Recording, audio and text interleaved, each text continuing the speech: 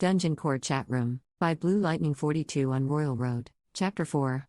A study of base elements and unwanted drama. The difference between dungeon-born monsters and those that wander the wilds is well documented. In a dungeon, many monsters form uniform templates even between dungeons, and thus both classifying and identifying skills work well. In comparison, wild monsters are unpredictable and more dangerous due to their unknown capabilities. The following section is left to list the similarities and differences between monster parts as catalogued by our guild. Remember, all you have to do is join us and you have access to the advanced guild-only version. Don't worry, setting your allegiance for life isn't long at all when hunting monsters, and the benefits are enormous. An excerpt from the most popular primer bestiary useful monsters and where to find them. Indecisive Earth closed the chat and tried to review the basic information that had been included all the way back in the tutorial.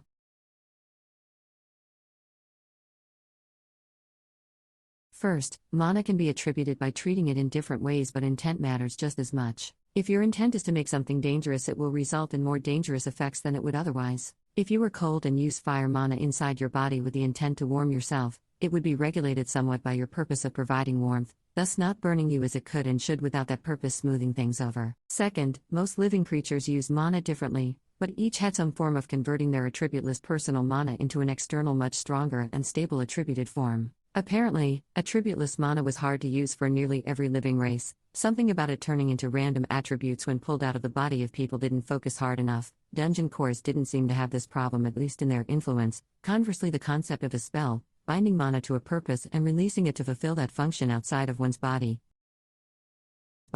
was both less useful and harder to grasp for dungeon cores. Maybe because the area in our influence is our bodies, and cutting off control to let it work as a spell is unintuitive. Either way, Indecisive Earth focused on drawing some mana into an area in the center of his room. Looking around for inspiration, he vaguely knew what it should look like, but the concept in his memories was flat and static. Theoretical instead of practical, it kind of left the actual conversion as an exercise to the reader, as it were. Pulling his attention over to the wall by his core, he focused his sight as much as he could. Harder and harder he focused until the rock seemed to collapse behind his scrutiny. There was more to the dull-looking rock wall than he first noticed, with minuscule faint sparks and flickers of red, fire, mana flowing along the grains. Even less often, sluggish swirls and darker drops of water. I think that's water. Mana moved past. Additionally, the whole stone was covered in sharp lines of gray and brown. They made up less than a fraction of a percent of the total area, but they were absolutely everywhere in the rock.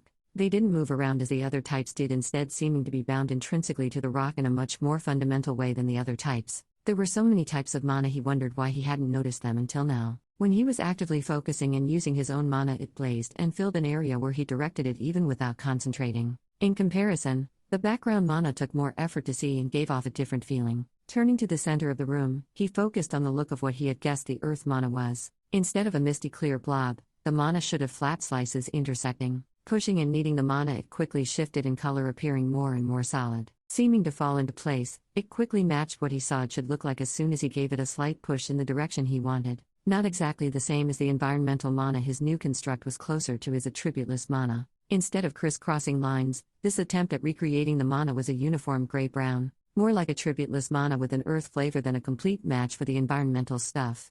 Next, shifting focus to the nearest wall, he pulled a chunk off his new source of mana and tried to feed it into his expansion. It took some blind fumbling around to figure it out at first, but he managed to start the process. By default, expansion seemed to be just him pushing instinctively outwards, and it was only the comment about using attributed mana in his chat group that led him to try and do more. By default, his pushing was actually almost vibrating the edge of his influence, with several small pulses of attributeless mana appearing and passing through the boundary of his domain, pushing it outward slightly more and more with each pulse. Focusing and trying to manually do the same was similar to how a flesh and blood creature might feel when having to manually breathe or blink. The speed at which the waves appeared and pulse seemed to be near the upper limit of his concentration. Trying to allow more time for waves to appear and crash through the barrier slowed down expansion, and trying to pulse faster just made the waves break apart into uneven lumpy sheets that pushed random bumps out into the earth instead of a smooth wall of influence. What he was already doing instinctually was already optimal for attributeless mana. Focusing deeper in on the creation of pulses, he willed them to gain the feeling and strength of earth. This process was not nearly as simple as it sounded. By default,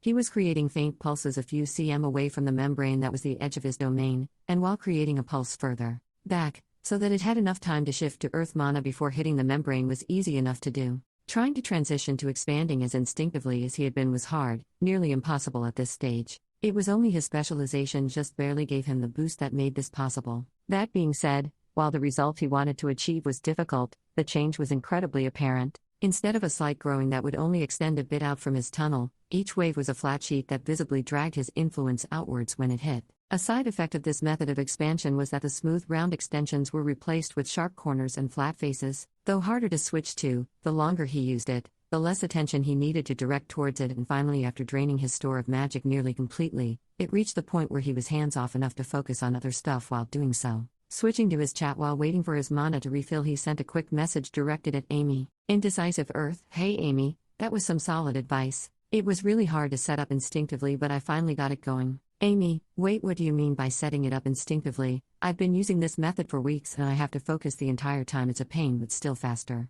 0. Earth Affinity. I told you I don't need to focus much on it, and I don't even have as strong of control as someone doubling down. Hey, don't worry, I figured out I can use air mana to do a similar thing in empty spaces and fill the whole cave system I broke into in no time at all. Really, earth and air is the best combination, you guys. The dungeon is nothing but air surrounded by earth. Abe and explosions. Checkmate, bitch. Fire is the best. 0. Damn it, we've talked about this. Indecisive Earth, I've been meaning to ask, how are you making explosions? I thought fire burned stuff. Abe, finally a true comrade? Okay, so first you gotta make a shell out of anything you have on hand. Then pack mana into it and push it tight before the mana begins to expand so that if the shell breaks it really packs a punch. Fire's the best to pack in obviously, and you really want to have it burst. Indecisive Earth, why would it explode? Abe, forgot you were a newbie. Time for lessons with Abe, the smart and knowledgeable elder. 0. Smart. Abe, listen, mana creates matter. Using magic generates stuff from nothing. Earth creates earth, air creates air.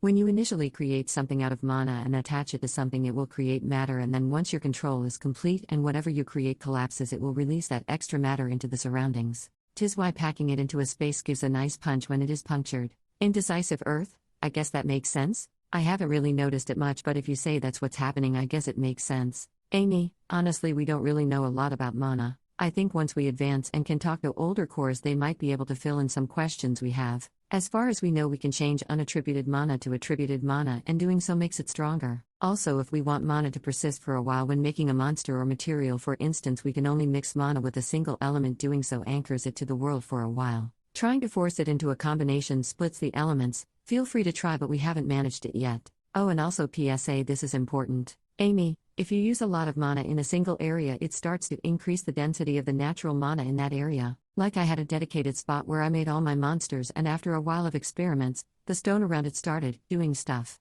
IDK, it was dripping weird and matching some of the monsters I was making, and it was only after I focused that I realized the mana was much higher. I also couldn't figure out how to lower the density, just move it around, so now I have a little empty cave full of gooey stone, and I figure out what to do with it. 0. Test tube. Abe, what does that even mean? Amy, 0. Did you try any of my suggestions to save space? 0. I compressed a bunch of my storage onto my walls using sheets of different elements and earth mana, so I got some wriggle room. I'm nearly at the 3-floor goal. Soon you'll be free of me. Amy, wonderful. I can finish my last floor at any point. I'm just waiting for the newest cores, Abe and Indecisive Earth, to settle in before moving on. Indecisive Earth, Abe's new too? Abe, nah, I'm your big bro. I have plenty more experience than you, and don't you forget it. Amy, Abe is 2 days older than you as far as I can tell. Myself, 0 and 9 are around 3 weeks older than you. Hopefully, I can pass on as much information before we advance and give the mantle of mentor onto you, Indecisive Earth. Okay, technically Later has been around longer than me. I think he was part of the previous batch, but we don't talk about Later. I can't tell if he's close to advancing yet or not. Abe, you mean pass the mantle of eldest onto me? Duh. Amy, it will be your job to inform any new cores of any information we've collected outside of the tutorial and help make sure they feel welcomed. Don't worry, I think you can handle it. Indecisive Earth, wait, this is all happening so fast. I just got here. I haven't even designed a monster yet, let alone made a floor. I'm not someone you can trust with that responsibility right now. Abe, you can count on me. 0. Clueless, isn't he? Woozy face. Amy, don't worry, it's not that much of a responsibility. We are just trying to stockpile some information between generations that wasn't included in the tutorial. A core named Jake gave me a bunch of info, and I'm passing it on to you. Hopefully, you can pass that information on to any newbies and they will continue the chain. Indecisive Earth, how long until you leave us? 0. Do you know how a floor works? Indecisive Earth, how would I? I mean, I know what a floor is, but how do I know if I've made one? Amy, damn, I knew I was forgetting something. Listen, for the most part you'll know when you get there, but here's a quick rundown. Once you've dug a large enough area and spent a large enough time working in it, you'll find that your influence feels like it's splitting. Don't resist it. You can spend who knows how long waiting for separate floors to form naturally, or you can help it along. The easiest way to look at it is there's a density difference between floors. All the denser mana in one section, all the weaker low density materials and stuff in the other. Technically you can set it up in a different way, like the weird columns Immortal Spring of Certainty seems to be making, but let's ignore the insane.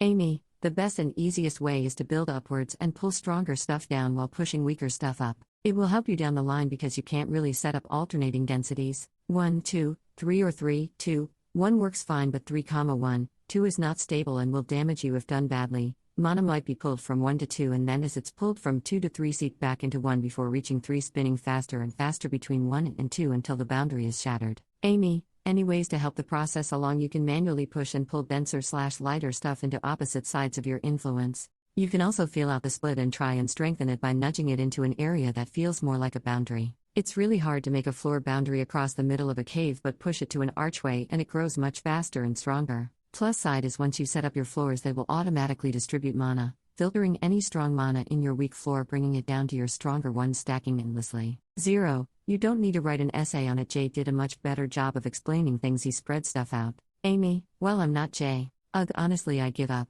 I've done my dues and passed on all the relevant information. I even waited to finish my advancement till you and 9 could join me, and they ranked up a few hours ago. I'm already level 11, I only needed to be level 9 to meet the level requirement. I miss Jay as well, 0, and at this point, I'm going to go first just to meet up with him again. You said you're nearly done? Well, good. Catch up to us then, it shouldn't take you more than a few hours to join. Good luck, newbies, I believe in you guys. With that final message, she stopped responding. Her name grayed out to indicate she was no longer paying attention to the chat. Then, a moment later it faded completely, all semblance that she was or had ever been a part of the chat gone. 0. Abe, oh damn M8. 0. I just said Jay was better. What's her deal? Abe, I just blew up the wall to speed up digging. W. High did our ox fly very where. Indecisive Earth, honestly you could have put a bit more tact into it.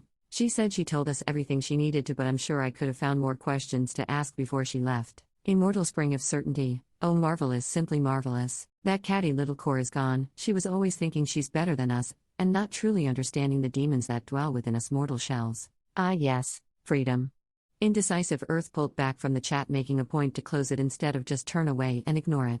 He felt weird that drama had appeared in the group. He was nearly a day old, and already people were leaving. Indecisive Earth wasn't fully invested in the group and didn't yet have any strong opinions on any of the cores previously.